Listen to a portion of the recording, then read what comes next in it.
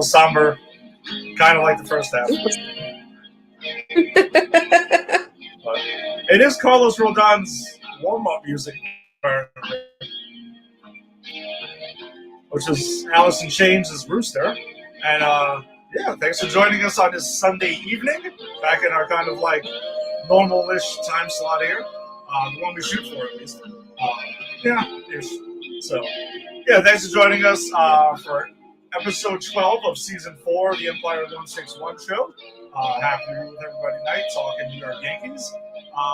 So we'll be talking about the homestand and reflecting on the first half a little bit. So, but with me as always is Lisa. Lisa, what's up? Hey everybody, joining us tonight. So we're going. This music is actually right on, spot on with how Ed and I are feeling, because we had another hard series that we're going to have to talk about. So, in the last 2 series, we won 3 and lost 4. Not what you want. But before we get to Yankee stuff, I'm just going to talk about a couple of things. So this week, starting tomorrow, if I'm not mistaken, is All-Star break. So that will hopefully provide the Yankees with a lot of rest and allow them to kind of get their minds right, because ever since Aaron Judge leaving in May on the IL, they've been pretty lost. So hopefully the All-Star break will give them a little bit of energy that they need. They can focus and regroup. And the last 80 games of the season, they can really show up. But I also wanted to mention that our team, the Outlaws, started a new season of softball this weekend, and we were not like the Yankees. No, certainly not. We dominated and mercy ruled both teams in the games with brutal heat throughout the 2 hours that we were on that field. And I want to say that I'm very impressed that Central Park didn't jump the gun and cancel our games because it was raining when we got there. So I don't know if North Meadow has better drainage than where we usually play, but they didn't cancel them. So we had to play in the heat. We had a lot of fun. It was great to see the team again because it was my first games of the year. So just want to say I'm happy about that. And yeah, so we're going to talk about these 2 series, and I guess we could kick it off with the news that we heard maybe within like the last 2 hours, Ed. Yeah, so after today's, I'm going to say debacle because I got a lot of thoughts on today's game. But Yankees went ahead and fired hitting coach Dylan Lawson, who did join the team in the beginning of 2022. Yanks offense operating the way it has been, that's pretty much going to happen. And then when you have, Anthony Volpe coming up and, good start, then went ice cold, then has found it and picked it up. But he's picked it up since he had the chicken parm dinner, which we mentioned last week, with Austin Wells. And they simply just watched video of his past at-bats and noticed he changed his batting stance. Seems pretty easy enough, but your hitting coach and your 2 assistant hitting coaches didn't notice this? No, nothing. It's literally your job. I mean, it is. So this is the first time Cashman the Yankees have made a coaching change in season since 1995. So it has been quite some time since they've done this. Some of the numbers that I did want to pull up to kind of back this up, whether you can see them or not. So just take a look at some of the Yankees' offensive numbers here. Yeah. So sorry about that, but we can't seem to get that past here. So the Yankees are in OPS. They're 22nd in all of baseball in OPS. So it's, as we like to say over here, it's not what you want. If you go to team batting average, they are 28th. Okay? 28th with a collective batting average of 230. And this is all of baseball. This isn't just, obviously the American League, there's 15 teams in each league. So you have a collective batting average of 230. Let's go to on-base percentage. 300, which is 27th in all of baseball. And we're not talking about like in the lower half. We're talking about you're in the basement over here in offensive statistics. See where they are in strikeouts. 725 strikeouts. I mean, they're Yeesh. not towards the top, but not not particularly great either. Home runs, of course, they're going to be up there in home runs. They are fifth at 127, but anyone watching the team, there's a lot of solo shots mixed in here and stuff like that. Damage is more effective when you hit these home runs and people are actually on base. So just some, and let's look at total hits. They're 29th in all of baseball. The only team worse than them is the Oakland A's. Yes, the Oakland A's. That's brutal. So I wanted to highlight some of this. 18th in runs scored with 396 runs scored. Just to put this entire thing into perspective, it's bad. You go to RBIs, you're 18th in RBIs as well. So, not to beat a dead horse here, but you kind of get the point of exactly how this was going to happen, and thankfully it has happened. Whether this does anything or not is who the heck knows. I mean, it's a hitting coach. I don't know. He's not getting up there and hitting for them.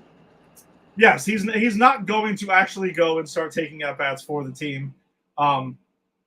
It's frustrating. It is, because their pitching has so carried them this entire season. I mean, it's bad. It's really, really bad. Yes, on certain nights when they will get lit up, and there's one person in particular who's been getting lit up. We'll get to that guy in a second, but it's brutal. And so the only things that we know so far is that Cashman said on a conference call tonight that they're going to go outside the organization to get somebody. It's not one of the assistants that's going to be promoted. They're going to go outside, and we don't know. They're hoping to have that new hitting coach in place by Friday when they resume in the second half in Colorado. So we'll see. I mean, who the heck that ends up being, if he was available, I'm sure the big name that everyone would be talking about is probably Don Mattingly, but he's the hitting coach for the Toronto Blue Jays right now. So that's certainly not he is. Yeah, and it makes me want to vomit in my mouth every time I have to see him in a Blue Jays uniform, and it's kind of sickening. Lisa, what are your thoughts on this whole thing? I mean, we've documented the hitting woes for some time now. It's really frustrating. I don't know what's going on, but I don't really want to hear it's because Aaron Judge got injured, because no one person should be carrying a team anyway. This is a team sport. You need every player that starts a game to play and produce in baseball. You cannot win games with just one person. You can't win games with just the pitcher. So you can't rely on just the pitcher. You have to hit, you have to score. And one person cannot do all the scoring. So I don't want to hear that. I don't know what's going on, but I do know that Anthony Rizzo has had issues this year ever since his neck injury. DJ LeMahieu has been hot and cold for the last couple seasons. He's kind of done this. Gleyber Torres, he's colder on the field than he is in the box. But he was hurting. As you mentioned, Anthony Volpe went on a very cold streak after his first month or so, and then just started hitting again. And hate to say it, Giancarlo Stanton is not doing what he was being paid to do as well. And I'm not even going to bother to talk about Josh Donaldson because Ed and I don't want him on the team anymore, and we kind of hope he doesn't come back after the All-Star break, but whatever. So can you blame just the hitting coach? No, I think it's more than that. Unfortunately, that guy lost his job, but I'm sure that he was doing the best he could. I kind of blame it on the team as a whole, not just him. So we'll see what happens. We'll see who they bring in. We'll see if that helps. I don't know. But something has to happen because they're hitting like garbage, and it's I don't know, it's pretty bad. It's definitely not what you expect them to do at all. You don't expect them to be so low on the list. You said 27th for something. for a lot of things. Yeah, I like mean, that's just that's like not even embarrassing. mediocre. Yeah, exactly. That's embarrassing, and I can't believe that they're still like in contention to be in the playoffs right now. And I guess that's only because other teams aren't doing very well at either. But like, I don't know how we're in playoff contention form right now. Like, if we were in the playoffs right now, we'd be gone in the first round. Yeah, we'll highlight the where they currently stand right now. But to me, I don't disagree with you though. I think that they're lucky to be where they're at right now. Um, and the pitch, to me, again, it's the pitching, the bullpen, the starting pitching has carried them. And on a lot of nights, you get anybody taking no hitters into like the fifth, sixth inning against them, like every single night, and it's nuts. Like it's hard to watch sometimes. And It really is. listen, yeah, you even whoever, like the most hardened fan, has to like acknowledge this. Like it's crazy, and it shouldn't be, especially when you got the lineup you have. You have the names in the lineup like Gleyber Torres, Giancarlo Stanton. You know, screw it, throw them in there. Josh Anthony Donaldson, Rizzo, DJ yeah. LeMahieu, Anthony Rizzo. Volpe, he gets a pass on a lot of things because he's a rookie. Yes. He's played for one first Yes. half, but he's also turned it around. What seems like a simple fix. And I don't want to see anyone lose it. I'm not like celebrating that Dylan Lawson is out and stuff. That sucks. But something's got to change, and usually that's what happens. So I'm very curious to see who they bring in, what's going to be the change, because I also did see in Cashman's quotes, not necessarily like a change in philosophy. The philosophy can't just be, listen, launch angle, uppercut, let's go, and just try to pretty much hit a home run every single time, because that's just not, with the rule changes, that's not how the game's being played now. Like, there's speed. Speed is back in the game, tremendously. Base running, athleticism. That's where the Yankees need to realize that they need to adjust to that. I'm not saying that you ditch the power, because it's not, but you have to have a more versatile, diverse offense, is what I'm saying. Is you can't just wait around for 3-run homers all day.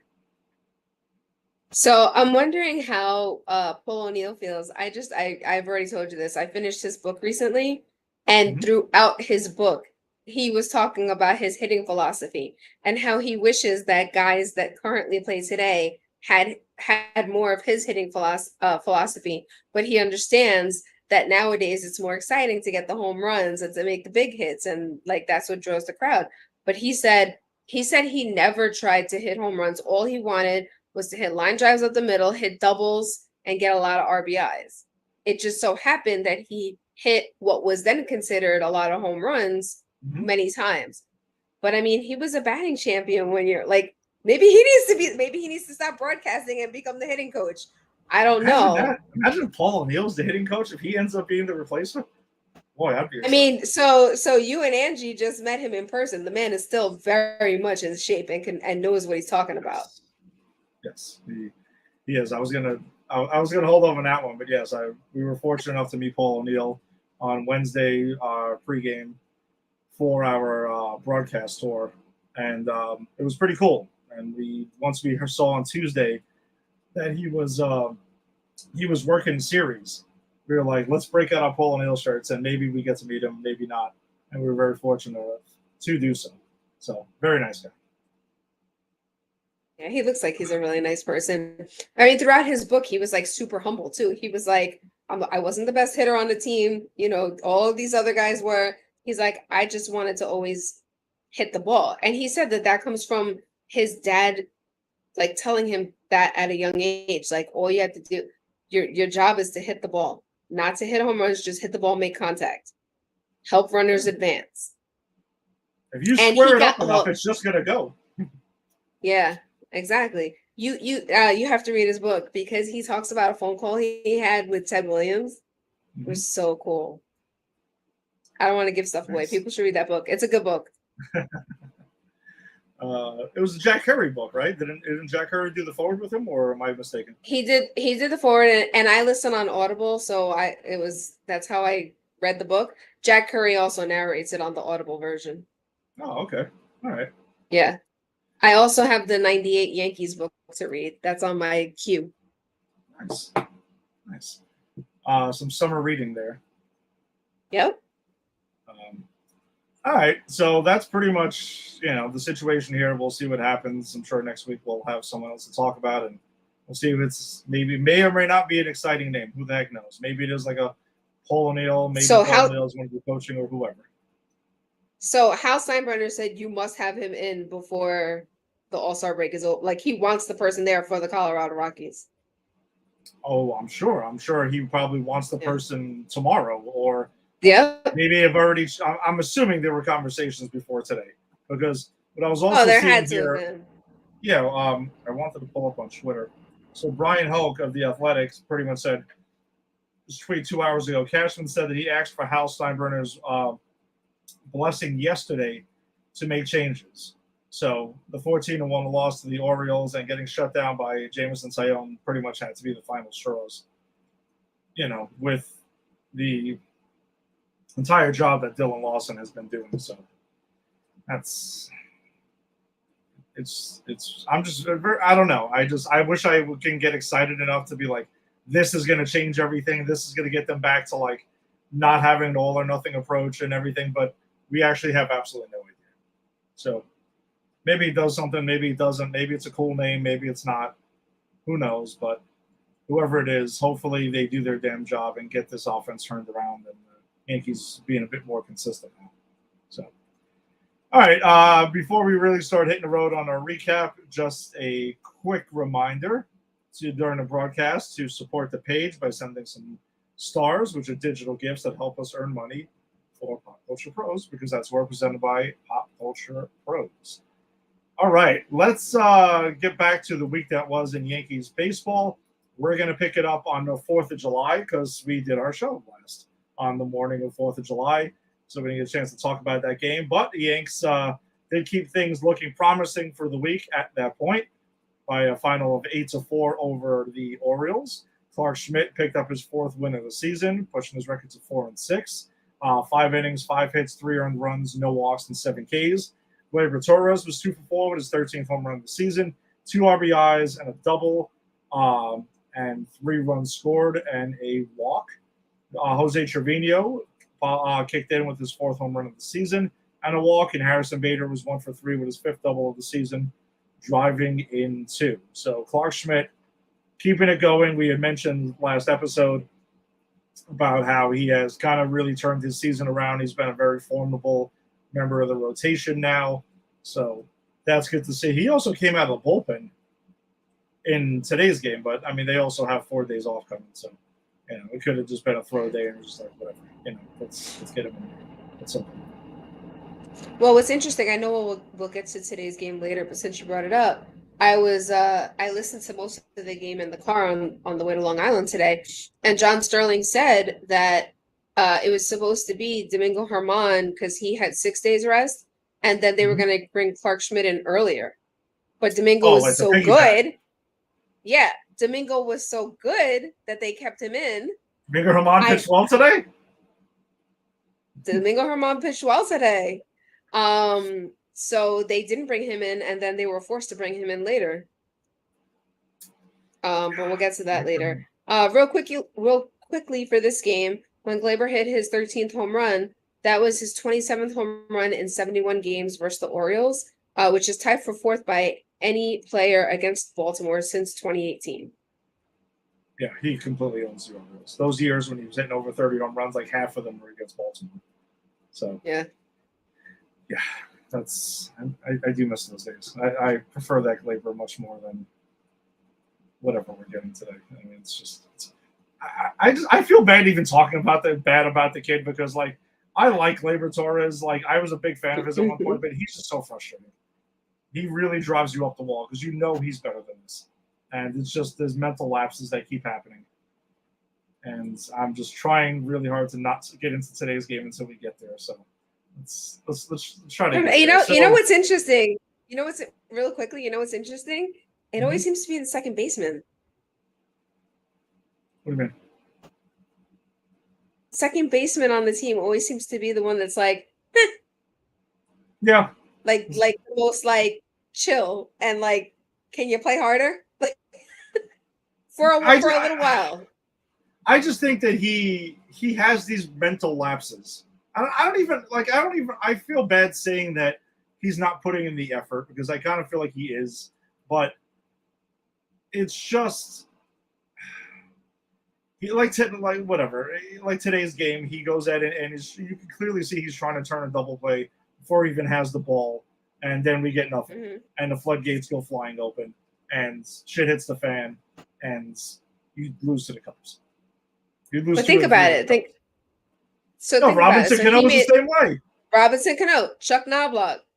Yeah, it's kind of well. If you want to go back further, you even mentioned let's really dig out a name. Steve Sachs in the early '90s when he came over from the Dodgers was an error machine as well. I think Chuck Knobloch suffered from the New York is too lit for him because the stories you hear is that dude was out every night, and it was bonkers. So, all right. I don't see Glaber being that guy. Honestly, I just don't. No, he better. Well, I can't say he better not be, but he got a baby that he's always posting pictures of on his Instagram. Yeah, that's kind of why I don't see him being that guy. But, all right. Well, listen, whatever. We got Wednesday's game. Highlight for me was getting to meet Paul O'Neill before the game, so that was awesome. But then the game itself happened. Yanks dropped out 3. Yeah, that was a tough part. Randy Vasquez did get the call up though because we were mentioning about TBD being for this game, so he got the call up. No decision, 5 innings, 3 hits, no earned runs, 3 walks, and 1 K. So kid did a solid job there. I like Vasquez. I like what I've seen of him. A lot of movement on a lot of his pitches. He's just got to get that control back. That's the aspect that I see that he's missing. Josh. Yeah, I thought. Go ahead. I'm sorry. No, go ahead. All right. So what's this? Yanks draft pick came in for the 26th overall. I guess we can get to that at the end. Josh Donaldson was 2 for 3 with his 9th home run of the season. So unfortunately, that streak went back into play with a walk. Anthony Volpe was 1 for 3 with his 12th home run of the season and 2 runs scored. And Hickey was 1 for 2 with an RBI as well. The bullpen is the one who made the mess of this one. They are the ones who essentially shit the bed.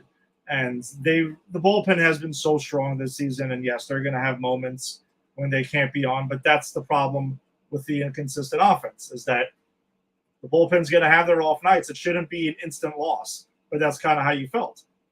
Like the second the Yanks coughed up the lead, that was it. You were doomed. And that's really not how it should be. No, I'm sorry, Lisa. You were mentioning.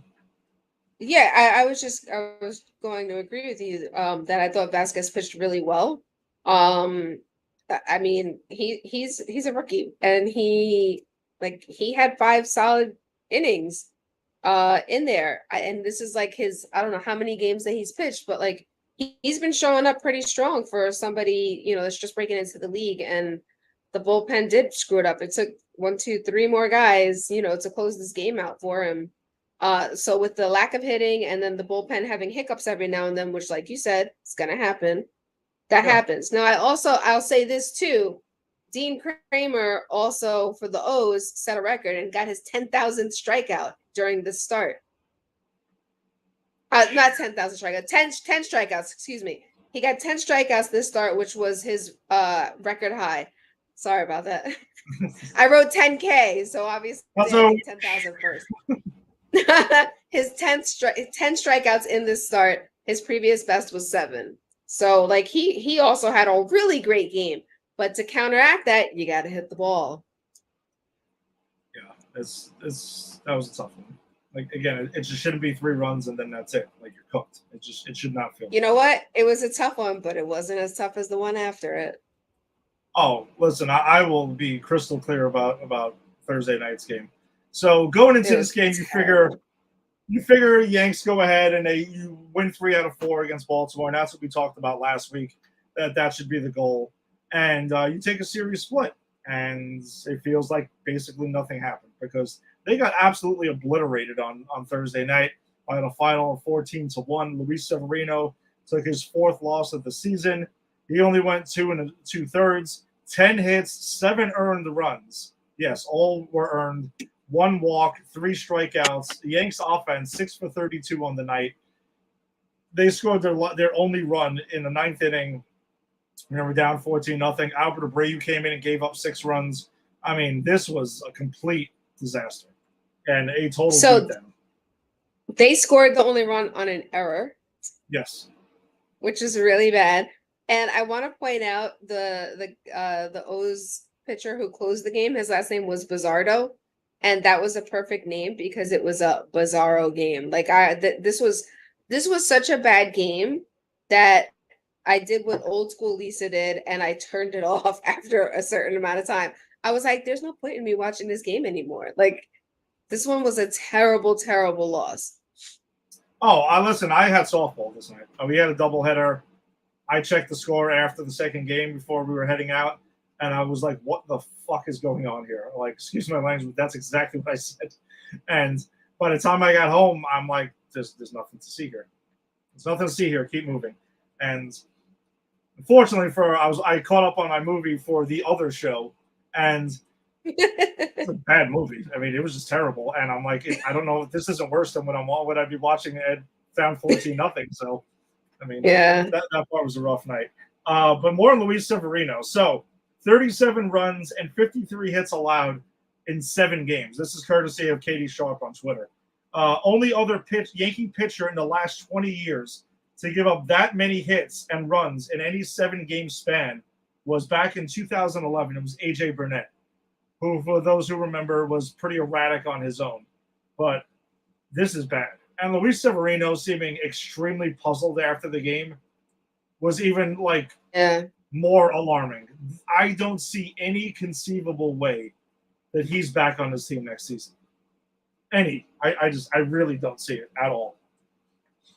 And it sucks because I remember Sevy hearing about him in the minors, excited when he got called up and everything. And it's just not working out. Because at least in past seasons, he was hurt a lot.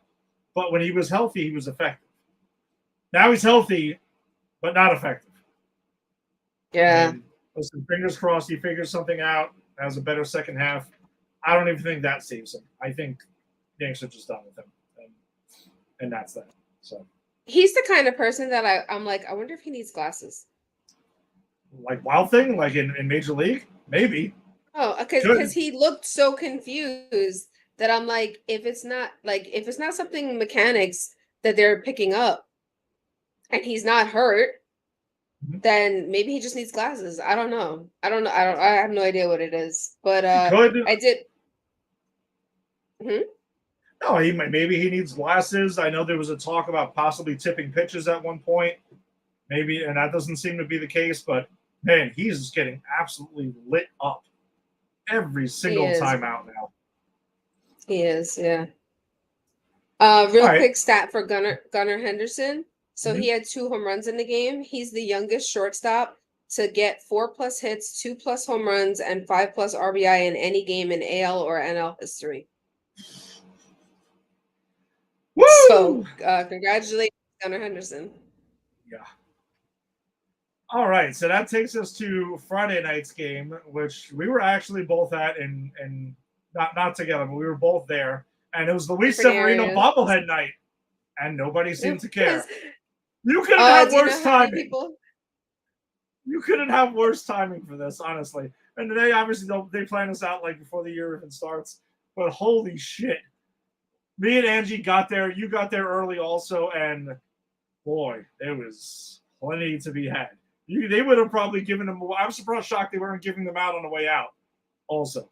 Oh, it was bad. Yeah, it was bad. One of my friends was like, "You should just leave that in the stadium." I was like, "No, I can't." But I told Angie, I was like, "Listen," because she was asking what time should we get there, and I was like, "It's a bobblehead game, but can't imagine everyone's particularly excited about Severino's." It's like, but I have to have it because I have every single bobblehead in the new stadium. I can't miss this one. We probably could have got there at 6:50 and got it just as easy. I think you could have. Yeah. All right. Well, the Yanks went ahead and dropped this one 3-0. Offense was really nowhere to be found. There was 2 hits on the night. One of them was by Franchi Cordero, who got the call up to replace Jake Bowers because unfortunately Jake Bowers was sent to the IL for an injury that he suffered the night before. So unfortunately he'll be out for a little bit.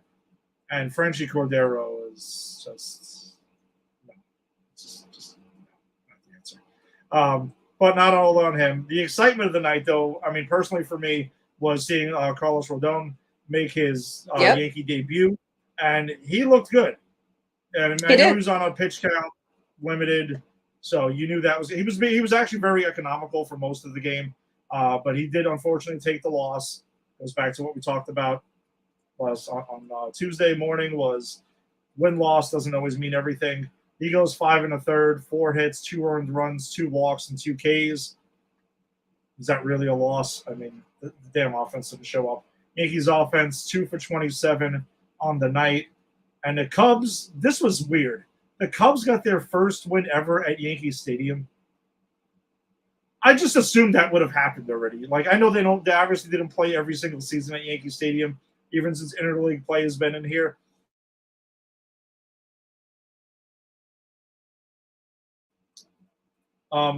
Another thing to further it, so from Katie Sharp also, because the Yankees faced Jameson Taillon, who almost pitched a complete game shutout against them, who getting into this game had an ERA of almost 7. So JMO has not been great this season whatsoever. Jameson Taillon is the first pitcher with 8+ scoreless innings pitched and 1 hit or fewer versus the Yankees at Yankee Stadium since Bartolo Colon. But not Bartolo Colon like Met fans remember him, or even he was with the Yankees. No, I'm talking about September 18th, the year 2000. That's what I'm talking about right now. Holy shit. This is what I was seeing every night. It's like someone's taking a no-hitter or like pitching the game of their life against this team. The offense can't be that bad. Oh, man, I am not happy tonight with them. I know you're not. I can tell. I can tell. That's why I threw on the Hawaiian shirt, because I was trying to like cheer myself up here. So trying to lighten the mood a bit. Do you have anything further on this debacle Friday night, or do you want to get to Saturday? I mean, the only other thing I could say is for the Cubs, so we could just keep it moving because I don't need to give them any more stats. Oh, well, I also will say though, I had a hell of a game on Friday night. Cody Bellinger. I want Cody Bellinger. Oh, that's what the stat was. All right, so yeah, go ahead. So that was the stat. So hopefully, I mean, they did today on my way here while I was listening. They talked a lot about how we need Cody Bellinger to become a Yankee during the All-Star break. So he's hitting 479, 500, and 667 during his career high 13-game hitting streak. Listen, this kid is rebounded. For those unfamiliar with Cody Bellinger, he's a former NL MVP, was with the Dodgers, was all-world at one point. But yes, his batting average, he completely went in the toilet, for the last couple of seasons, which is why he took a 1-year deal for like $12.5 million from the Cubs this season. Cubs, I'm sure they're rebuilding. They figured, hey, let's take a flyer on him, see what he's got, and then we can trade him and continue to stockpile our farm system. This is the kind of guy, the Yankees need to go get. And he plays all 3 outfield positions. He's a lefty bat. He's hitting for average. He's got plenty of power. He could also play first base. Play 4 positions on the field. And you want to mention DH for the hell of it? Why not? He's athletic. He's got a cannon for an arm. The Yankees, Cashman needed to take a flyer on Cody Bellinger this offseason instead of just not signing a left fielder. Just saying, a left fielder, we don't need that. Whatever. For $12.5 million, they could have took a flyer on him. They could have, but they were still hung up on their friend Aaron Hicks. Yes, exactly, because we're still waiting. Or Josh Donaldson, who you're crazy if you don't think Josh Donaldson is going to turn it around. Apparently, so we're all crazy. Everyone's crazy. Everyone but Aaron Boone is crazy. Everybody. I'm never going to let that go until Donaldson is on this team. I am not going to let that quote go. Because when I heard I will always remind everybody. Yes. I will always remind everybody. Aaron Boone said he's going to have a breakout year. Well, he could break out of the Yankees, okay? Yes. He's going to have a bounce back season, and you're crazy if you don't think so.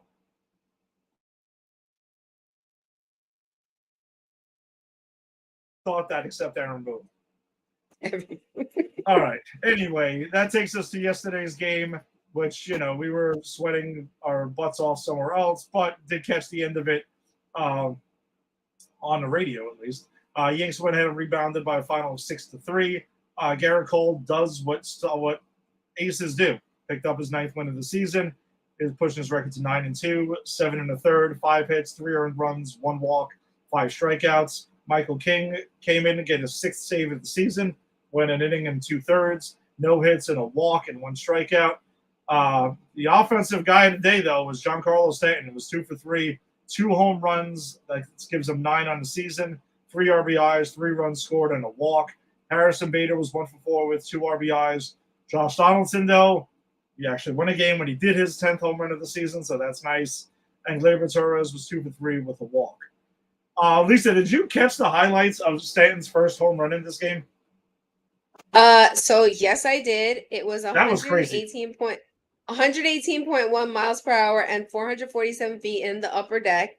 And it was the 3rd hardest hit ball in MLB this year. I'm sure the 1st and 2nd were also him. They didn't say, but I'm sure it was. I mean, that was a shot to left field.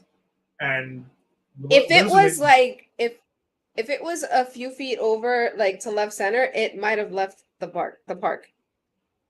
It was nuts. Like, I was just dumbfounded when I saw that highlight.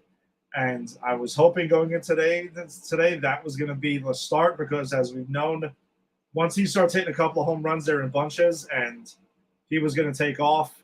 But then, of course, I was like, watch him get hot going into the All-Star break.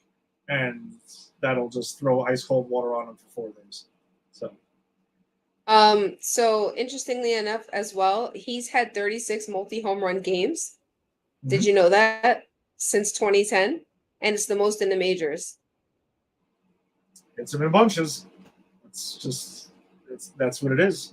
We need a lot more of those in the second half if things are going to get turned on. We need a lot more of those from him. Yes. All right. So that takes us to this afternoon. And, this was turned into a debacle. Yanks dropped this one 7-4. Yeah, this was bad. And this is the one this is very frustrating, this one. Itching to get to. Domingo Germán took a no decision. 6 innings, 1 hit. 2 runs scored. 1 of them was earned, which was a solo shot. 3 walks, 9 strikeouts. Anthony Volpe was 1 for 4 with his 13th home run of the season, driving in 2. Higgy was 3 for 4 with his 5th home run of the season. Props to Higgy, by the way. Noticed he's getting more of an opposite field approach, and it's showing. I mean, I know he's hitting like 230 something, but it's better than 180 something or 170 something like he was hitting in the past. Exactly. So it seems like he's working on becoming more of a complete hitter. Anthony Rizzo was 1 for 5 with an RBI double, his 13th double of the season. And Gleyber Torres was 2 for 5 and a run scored. So I guess we can get this started with number one. Yanks were up 4-1 at one point in this game. In the 7th inning. In the 7th inning, 4-1. And there's a walk. And Captain Hook comes out of the dugout and takes out Germán to bring in Ian Hamilton. 2 things. 1, Ian Hamilton has not looked great since coming back from the IL. Fine, he's got to work his way in. Why are we going to Ian Hamilton in that spot? Why are you taking out Domingo Germán as well? Like, 1 hit, 1 run on 1 hit, that was too much. You can't. So then that happened. Ian Hamilton comes in, loads up the bases, and faces the minimum 3 hitters he has to face, and gets called and it's yanked out. Tommy Kahnle comes in to try to bail them out, almost does, and there's a tailor-made double play ball hit to Gleyber Torres, who boots it, trying to clearly turn a double play before he even had the ball. We get no outs, and it's 6-4 Cubs.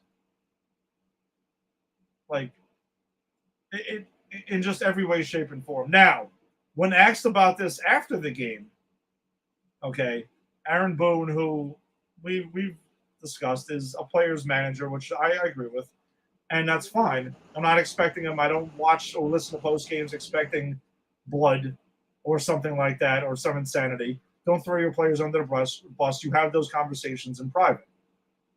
So leads me to believe a couple of things. One, though, he says, yeah, Glaber really hasn't really made a crazy amount of errors this season, right? Like he's had a couple like everyone else, but I don't think it's a crazy amount. Well, let's fact check that. He has 9 errors. Sorry. 9 errors that he's been charged with. We know the scoring in baseball has gone bonkers with errors. He has the most among second basemen in all of baseball. Boone, like, do you maybe you should have an idea about what's going on here? Maybe a clue? No? At least am I getting crazy? Nope. So, okay, so then that's I'm not going nuts here. Sorry, we got a bizarro comment. Yeah, don't. Yep. I was just gonna say, don't even post that. No, of course not. So that's number one. Why are we taking out? And then Boone, when questioned about taking out Herman when he did, it was very much like, oh yeah, I can understand that's a questionable decision, but we wanted to get him out on a high note. He had 75 pitches in the 7th inning. Is this not the guy who threw a perfect game 2 starts ago? I mean, am I taking? No, Lisa, I am I taking have crazy no pills? words. Am I taking crazy pills here? I can't even speak right now because I'm almost at my destination, and I heard them say that they're taking him out, and I was like, what? Why? I don't understand this decision at all. That it blew my mind. And this is like one of the only times that we agreed with John Sterling. Because John Sterling was like, why are they taking him out? I don't know. I don't know. Mind-boggling at the time. Mind-boggling now. Boone getting somewhat defensive of it, but you could almost even tell that he didn't fight too hard against this one when questioned about it after the game, because he knows. He knows. Now, whatever that group decision was, whatever analytical information he was presented with that said this, and he was talking about Elaine and all this other crap, dude, you got to have a feel for the game. You can clearly see Herman was dominating. Like, he's given up 1 hit. At least, if there was like, if Herman loaded up the bases or something like that, obviously the pitch count goes out the window. None of that matters. But it wasn't. You got to give the guy a chance to get out of this, man. You got to give him a chance. Yeah. And we've talked about this before, and I've said this before. What does that do to a guy's confidence? Right? He knows he just pitched a perfect game. He probably knows and feels that he's pitching a really good game. And you're going to take him out when he hasn't done anything wrong yet? If I were like, you have to have like a really, really strong mental game to not lose that edge when your manager decides to do something like that. Yeah, and for maybe a guy it who's doesn't. a player's manager. Sorry. That's for a guy not who's a showing player's it. manager, That's not. crazy. No, that it is. It's showing that you don't have the confidence that this guy can keep going. But the only person that he will do that with is Garrett Cole. So like, just show some consistency when your pitchers are pitching.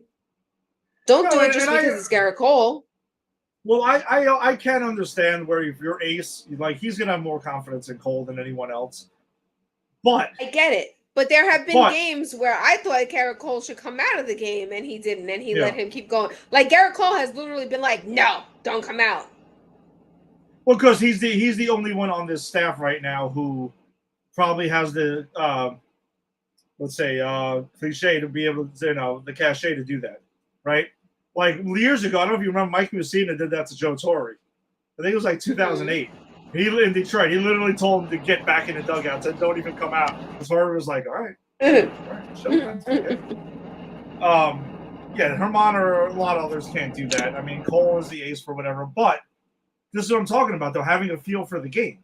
Like Aaron Boone, listen, the guy's a baseball lifer. He has to have somewhat of a clue about what's going on here. And you can't. His whole family is baseball, yeah. Yeah, but because of just whatever analytics are there, whatever numbers are saying, you kind of be like, something, screw that. I'm going to push him a little further because he's pitching well. Give him a chance to get out of there. So that was frustrating. And the Glaber booted double play. That really could have also bailed out Boone, and then that doesn't happen. And then Nick Ramirez comes in and makes the mess even worse. And then there was no chance. They pretty much were cooked after that. So dropped 2-3 to the Cubs. Not good. Yes. I do have one positive highlight of the game. That's about Anthony Volpe, or Volpe, as John Sterling likes to say. Volpe. His 13 home runs are the third most by all time by a Yankees rookie at the All-Star break. Do you want to guess who number 1 and 2 are? Said Yankees rookies? Mm-hmm. Judge? Uh-huh. Excuse me. 30 home runs in 2017.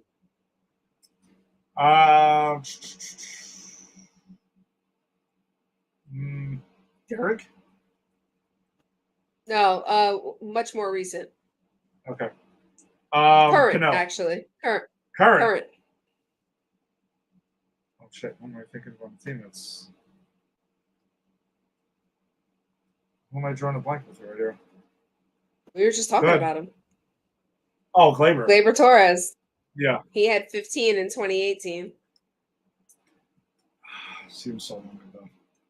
Such a long time ago. For Glaber Torres, at least, it does seem like it was like another career ago. Yeah. Glaber.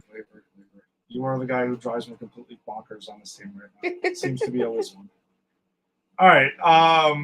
So that pretty much will bring us to, I mean, we kind of just did reflect the first half, but just to put some of this in the first perspective and not to beat a dead horse, really.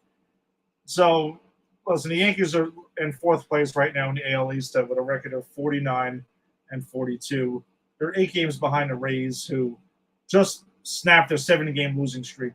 If the Yankees would have had a decent homestand, just a decent homestand, or maybe a decent, like, not a 500 record on the road trip that we talked about the other day, they could have probably been within 3 games right now of the division.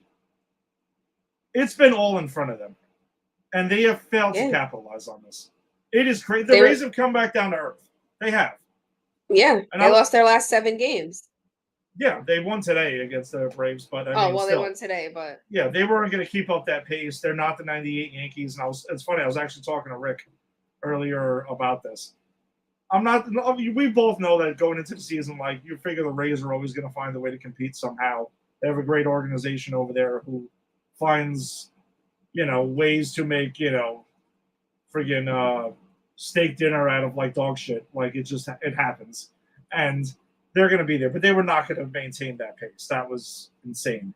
But they're trying to let teams back in this division race, and it's frustrating to see that the Yankees had the schedule, they had the soft part of the schedule, and failed to capitalize on it. They're also 1 game back at Toronto for the 3rd wild card right now. So if it ended today, they would not be in the playoffs. I mean, that would be embarrassing. If they don't make the playoffs, that's really, really bad. Really bad. Yeah, I mean, it's a crazy season. Like, if they don't get Judge back, I mean, I'm going to be realistic. Yes, my expectations for them would drastically, change, because what they've shown so far is that without Judge, they're a totally different team. They just are. They should be a lot better with the names in this lineup, but, like, is DJ cooked? Is he just done? I mean, he's having the worst season of his career right now. And the strikeouts are going through the roof for him, which he was never a strikeout guy. Part of the reason they signed him was because he puts the ball in play. He looks lost. Donaldson's been cooked since before we even got him. So, whatever. Like, is Stanton done? Like, is this who Stanton is now? Like, an under 200 hitter? I sure as hell hope not, because he's under contract for a while. I mean, we still got him for a couple more years now. Same thing with DJ. Like, they can't be cooked. Donaldson's just this season. So there's something out of that. At the trade deadline, how far is Cashman going to go? Cody Bellinger is a guy that is on a lot of people's names right now. But getting him going to be enough? Is he going to turn the team around if Judge doesn't come back? That's a pretty big question. Like the pitching. The pitching, I mean, are they going to be able to maintain this for the rest of the season to keep them in games, night in and night out? I don't know. I mean, you're expecting. Oh, and did you hear the latest about Nestor Cortez as well? I'm going to say I actually did not at the moment. What's the latest on Nestor? So it's looking like August. And he admitted that he didn't heal from whatever was ailing him in spring training. And he pushed through until he couldn't push through anymore.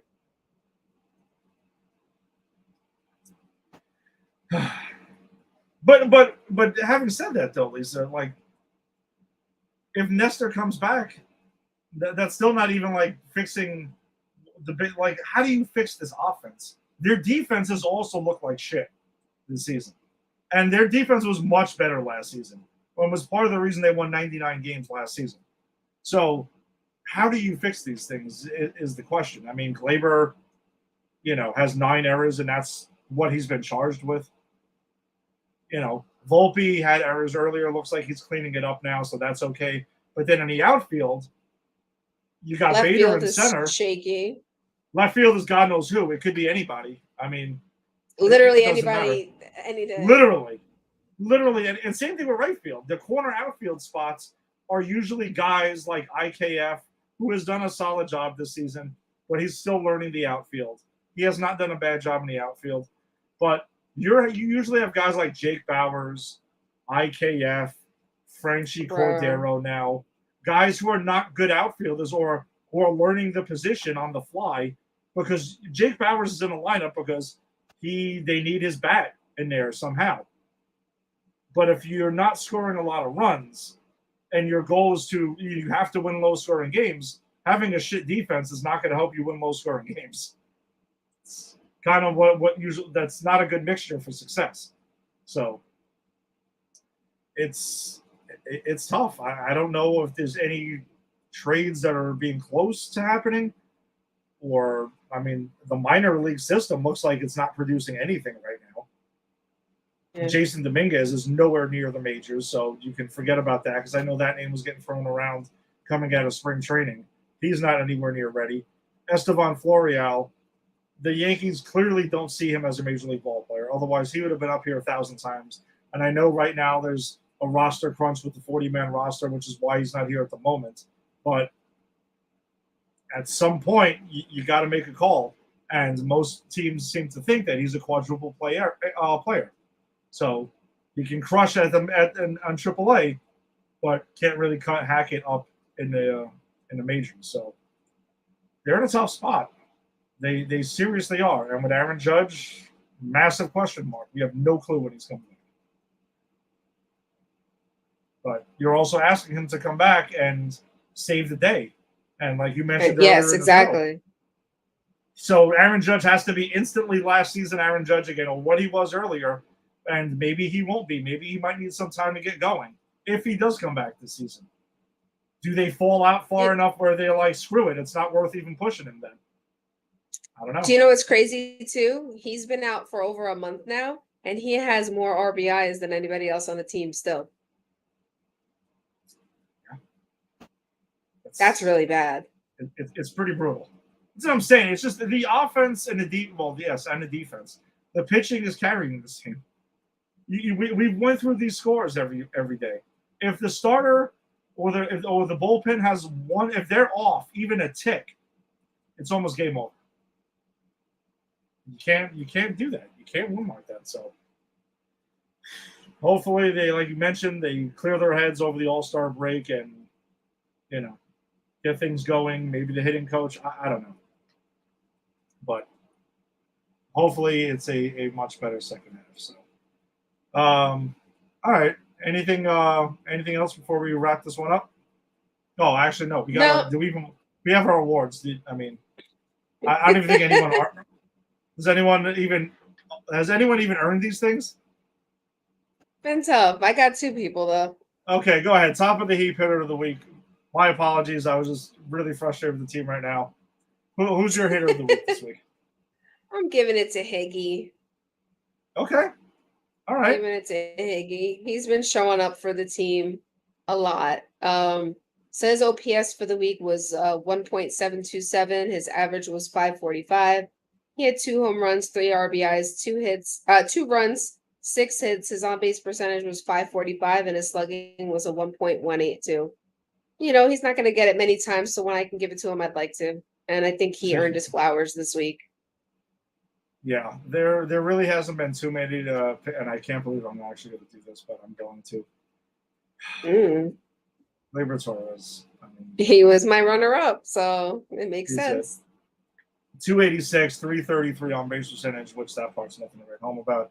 With a 429 slugging, 1 home run, 2 RBIs, 2 walks, stolen base, and 8 hits and 6 runs scored.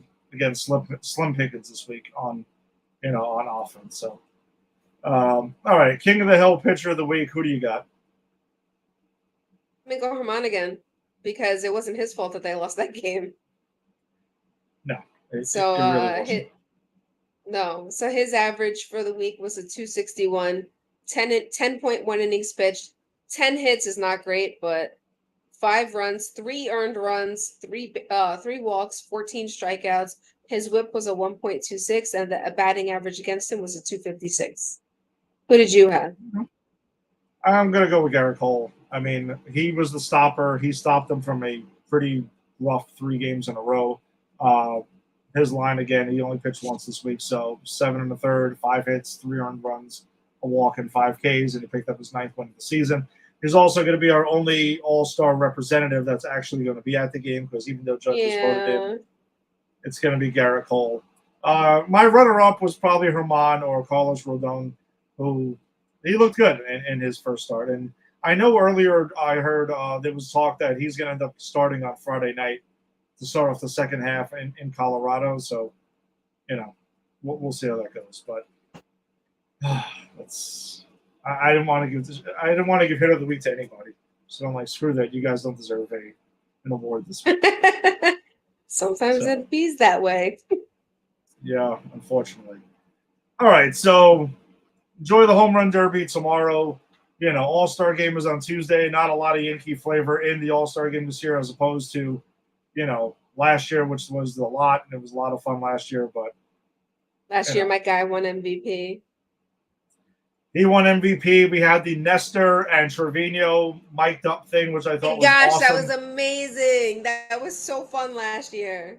Yeah, and then we don't have that now, so I don't know. Whatever. I'll check out. Yeah, I'm not going to act like I'm going to be locked into every pitch of the All-Star game. I am going to probably see a good chunk of it. Home run derby, though. I got to finish completing the pool. I know because there's that. But okay, I've been waiting. Some people, got cold feet apparently, so we gotta get that filled. I'm sure we will. That's because they think you're gonna get Pete Alonso again. That's why. Listen, I'm hoping I get Pete Alonso, man, because that dude, he lives and breathes the home run derby. That's the guy you want. I know he does. Do you remember last year when they showed him like before the derby and he had his, I don't know, he was just like, he was very extra. Which that's what I think ruined him last year. That's what I think messed him up because he got too much into it. So. He needs to have some fun. Like the year before that, he was like, he had the goofy head bopping and everything and the music going, and he was just crushing him. That's what he needs to get back to. Like, have some fun, relax. Julio Rodriguez, though, that could be a good pick. I mean, he's the hometown guy. I know. I don't mind that one. Yeah, we'll see. Sure, we'll discuss that next week. Yeah, so we're going to have a little bit of a gap on our show because we want to make sure that some Yankee games happen. So, we'll be back. What are we talking about? Thursday night, not next week, the week after the Colorado, and then the Angels series, which will be late night Yankees for 2 of the games. So, last late night Yankees of the year. Thank God. It can be tough sometimes. So it can be really tough sometimes. It can be. All right, so that pretty much wraps it up for us this week. Thanks for joining us as always. We appreciate the support. If you're joining us on the Facebook live stream, be sure to check out Empire 161 Show Facebook group, because we got a bunch of highlights and lineups and stuff that don't make the show. So it's a lot of fun. Check that out. Check out Pop Culture Pros at popculturepros.com, because that's what we are presenting tonight. If you're following us on YouTube, subscribe to Pop Culture Pros, and Twitter, follow at Pop Culture Pros, but also follow at Empire 161 Show on Instagram. Also, follow whichever. What is it called on Instagram, Evan? What is it? Is it follow? Follow. It is follow. Well, I don't know. So follow at the underscore Empire underscore 161 _ show. So a lot of fun there too. And if you are checking us out on your audio podcast, it's down to Pop Culture Pros. A lot of cool stuff on network. There's a new episode of Grady's Speech Tea that's out. Doing some comic book stuff. Grady's Speech Tea will be back Wednesday night, talking about the latest episode of Secret Invasion. That will be episode 4. And also, we will be continuing our run through the Michael Bay Transformers movies, unfortunately, with Transformers Revenge of the Fallen. So you can see me potentially try to put my head through the screen or the camera while I talk about that movie. And so, see you next week. Let's go Yankees! Thanks. Everybody enjoy the All-Star break.